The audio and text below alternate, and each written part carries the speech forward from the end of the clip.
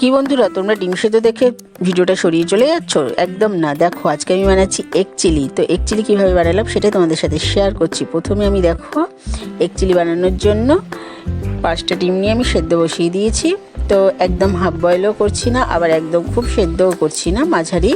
তো তার জন্য আমি দেখো এগ চিলির জন্য আমি এখানে সবজি কেটে নিচ্ছি। পেঁয়াজ আর ক্যাপসিকাম তো ডুমডুম করে কেটে নিলাম।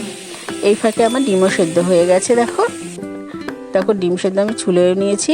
এবার ডিমগুলো আমি পিস পিস করে কেটে নেব। তোমাদের যেরকম খুশি তোমরা সেরকম কেটে নিতে পারো। তো দেখো আমি এখানে লম্বা লম্বা করে ডিমগুলো কেটে নিয়েছি। তোমরা যদি তার মাঝখান থেকেও পিস করতে পারো ছোট ছোট করে, সেটাও করে নিতে পারো, সেটা তোমাদের ইচ্ছে। ঠিক আছে, এখানে এবার আমি একটা ব্যাটার তৈরি করব। প্রথমে আমি ডিম নিয়েছি, ডিম দিয়ে এবার ডিম ভাজবো আজকে আমি। দেখো প্রথমে 2টো ডিম নিয়েছি আর নিয়েছি কর্নফ্লাওয়ার ভালো করে। তারপর নিয়েছি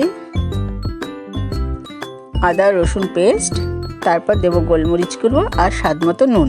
তো এই দিয়ে আমি ভালো করে একটা ব্যাটার তৈরি করে নেব। একটু ঘন করে করবে, যেন ডিমের গায়ে যেন লাগে, কুসুমটা যেন বেরিয়ে নেওয়া চলে যায় সেদ্ধ ডিমের।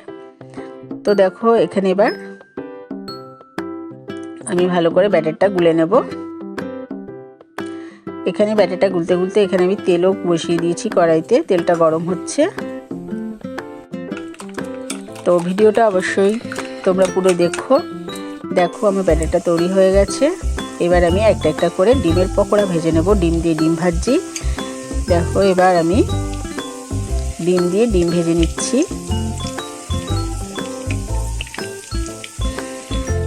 ডিমের মধ্যে কি যে ব্যাটারটা যে গুলেছি, ওখানে কিন্তু আদা রসুন পেস্টটা অবশ্যই দেবে। দেখবে আদা রসুন পেস্টটা দিলে একটা চিকেনের যে স্মেলটা, সেরকম খুব সুন্দর একটা গন্ধ বেরোয়, খুব ভালো লাগে খেতে পকোড়াটা। তো এইভাবে আমি প্রত্যেকটা পকোড়া ভেজে নিচ্ছি।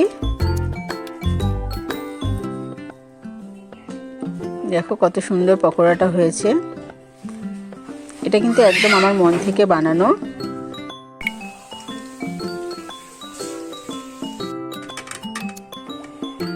তারপর দেখো আমার পকোড়াটা ভাজা হয়ে গেছে। এবার আমি তেল কমিয়ে ওই তেলের মধ্যে আমি রসুন আদা কুচি দিয়ে দিলাম।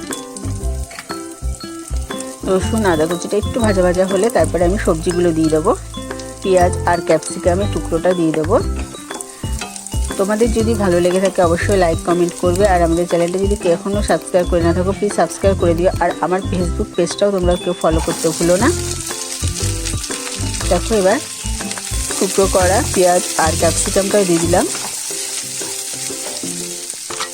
এবার সবজিটা একটু মজে আসার জন্য একটু উপর থেকে নুনও দিয়ে দিচ্ছি স্বাদ মতন।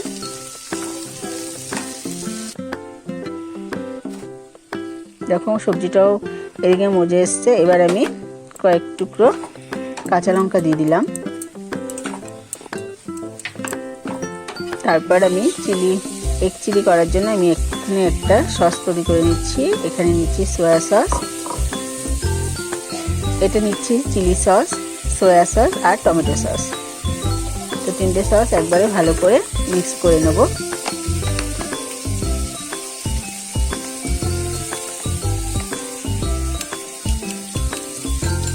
তো মিক্স করার পর ওখানে আমি দেখো চিকেনটাও আমি দিয়ে দিয়েছি।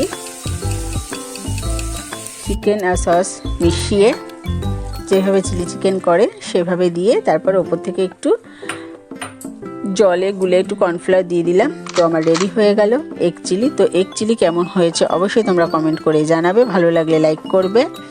আর আমাদের চ্যানেলটা এখনও যদি তোমরা সাবস্ক্রাইব করে না থাকো, প্লিজ সাবস্ক্রাইব করে দিও। তো তোমাদের সাথে আবার দেখা হবে অন্য একটি ভিডিও নিয়ে, অন্য একটি রেসিপি নিয়ে। ততদিন তোমরা